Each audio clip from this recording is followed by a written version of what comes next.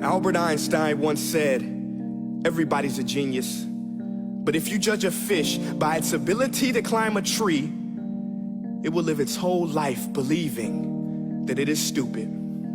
Ladies and gentlemen of the jury, today on trial we have modern day schooling. Glad you could come. Not only does he make fish climb trees, but also makes them climb down and do a 10-mile run. Tell me, school, are you proud of the things you've done?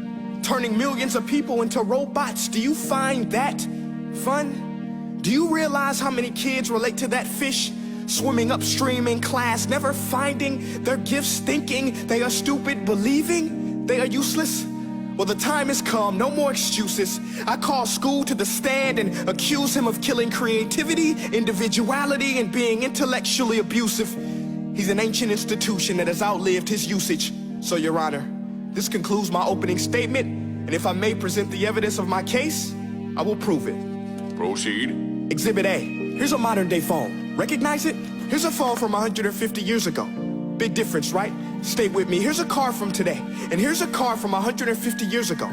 Big difference, right? Well, get this. Here's a classroom of today, and here's a class we used 150 years ago. Now, ain't that a shame? In literally more than a century, nothing has changed. Yet you claim to prepare students for the future?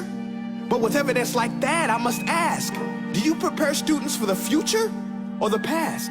I did a background check on you and let the record show that you were made to train people to work in factories, which explains why you put students in straight rows, nice and neat, tell them sit still, raise your hand if you want to speak, give them a short break to eat, and for 8 hours a day, tell them what to think. Oh, and make them compete to get an A letter which determines product quality, hence grade A of meat. I get it. Back then, times were different. We all have a past. I myself am no Gandhi. But today, we don't need to make robot zombies. The world has progressed. And now we need people who think creatively, innovatively, critically, independently, with the ability to connect. See, every scientist will tell you that no two brains are the same. And every parent with 2 or more children will confirm that claim. So please explain why you treat students like cookie cutter frames or snapback hats, giving them this one-size-fits-all crap. Watch your language. Sorry, Your Honor, but if a doctor prescribed the exact same medicine to all of his patients, the results would be tragic. So many people would get sick, yet when it comes to school, this is exactly what happens, this educational malpractice, where one teacher stands in front of 20 kids, each one having different strengths, different needs, different gifts, different dreams, and you teach the same thing the same way? That's horrific. Ladies and gentlemen, the defendant should not be acquitted. This may be one of the worst criminal offenses ever to be committed. And let's mention the way you treat your employees. Objection. Overruled. I want to hear this. It's a shame. I mean, teachers have the most important job on the planet, yet they're underpaid? No wonder so many students are short-changed. Let's be honest. Teachers should earn just as much as doctors, because a doctor can do heart surgery and save the life of a kid. But a great teacher can reach the heart of that kid and allow him to truly live. See, teachers are heroes that often get blamed, but they're not the problem. They work in a system without many options or rights. Curriculums are created by policymakers, most of which have never taught a day in their life. Just obsessed with standardized tests. They think bubbling in a multiple choice question will determine success. That's outlandish.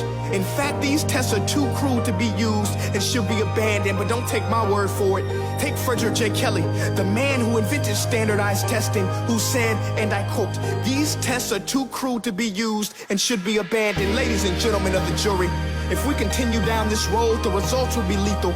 I don't have much faith in school, but I do have faith in people. And if we can customize healthcare, cars, and Facebook pages, then it is our duty to do the same for education, to upgrade it, change it, do away with school spirit, because that's useless. Unless we're working to bring the spirit out of each and every student, that should be our task. No more Common Core. Instead, let's reach the core of every heart in every class. Sure, math is important, but no more than art or dance. Let's give every gift an equal chance. I know this sounds like a dream, but countries like Finland are doing impressive things. They have shorter school days. Teachers make a decent wage. Homework is non-existent, and they focus on collaboration instead of competition. But here's the kicker, boys and girls. Their educational system outperforms every other country in the world. Other places like Singapore are succeeding rapidly. Schools like Montessori, programs like Khan Academy, there is no single solution. But let's get moving, because while students may be 20% of our population, they are 100% of our future. So let's attend to their dreams, and there's no telling what we can achieve. This is a world in which I believe, a world where fish are no longer forced to climb trees. I'll rest my case.